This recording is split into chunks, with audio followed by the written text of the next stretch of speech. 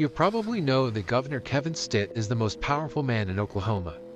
But did you know that the second most powerful person is the Senate pro tempore, and that the vote is February 12th? That's right, the Senate pro tem wields immense control over the state's upper chamber, with the power to unilaterally decide who will chair what Senate committees and what bills are assigned to those committees. Virtually nothing becomes law without his approval. The pro tem is elected by a vote of the majority party senators, and the stakes could not be higher. It is no secret that pro tem Greg Treat has long stood in the way of important conservative priorities. Treat's right-hand man, Senator Greg McCourtney, has the inside track for the job, but unfortunately, he has been among the most liberal members of the Senate for years.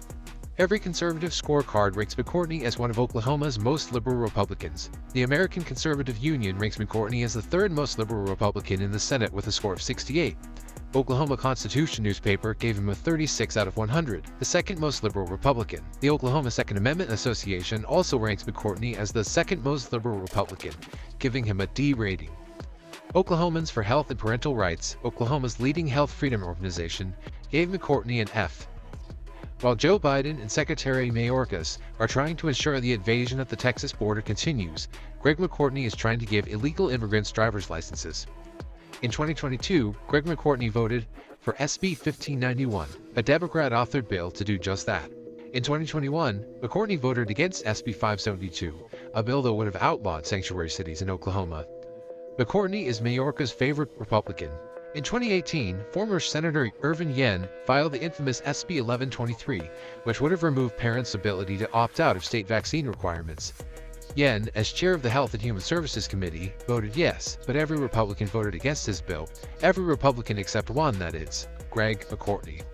According to a recent press release from OKHPR Executive Director Liza Grieve, McCourtney's F rating comes from years of bad votes on health freedom and parental rights bills, as well as working behind the scenes with pharma fund agencies to track vaccine data, force parents to take a re-education class if they opt out of any vaccines, remove the personal and religious vaccine exemptions from school children, stop a bill during COVID that prevented the state government from mandating vaccines, and try to kill a bill that would have protected workers from losing their jobs over not taking the vaccine. On gun rights, Oklahoma Second Amendment Association President Don Spencer said recently that McCourtney uses his power as floor leader to hold up more than a dozen Second Amendment bills in 2023. McCourtney and current pro tem Greg Treat have been making sure that good gun rights bills go to die at the hands of liberal committee chairmen like Darcy Yeck.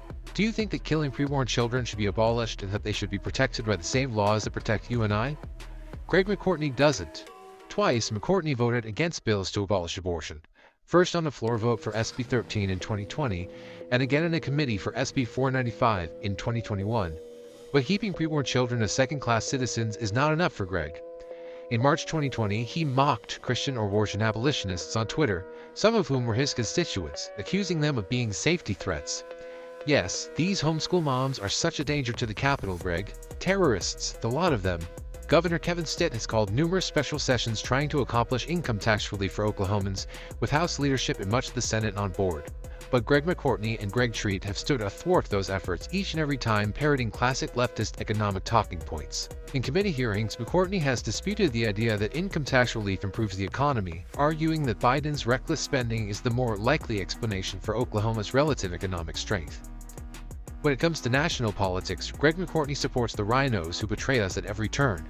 Greg McCourtney's Twitter indicates he supports Nikki Haley for president.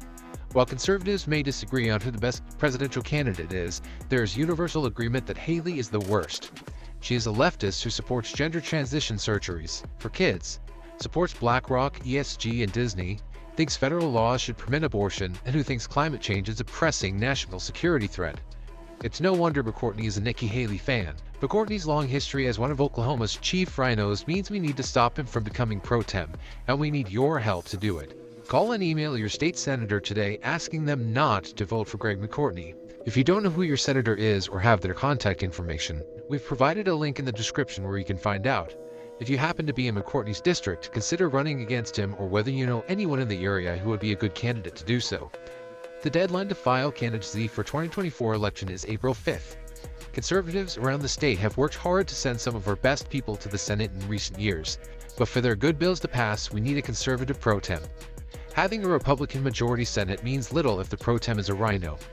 It's time for preborn children to have equal protection, cut taxes, champion freedom, and vanquish the liberal ideology of rhinos like Nikki Haley and Greg McCourtney. If we don't hunt rhinos today, we'll get Democrat policies tomorrow. Call and email your state senator today telling them not to vote for Greg McCourtney.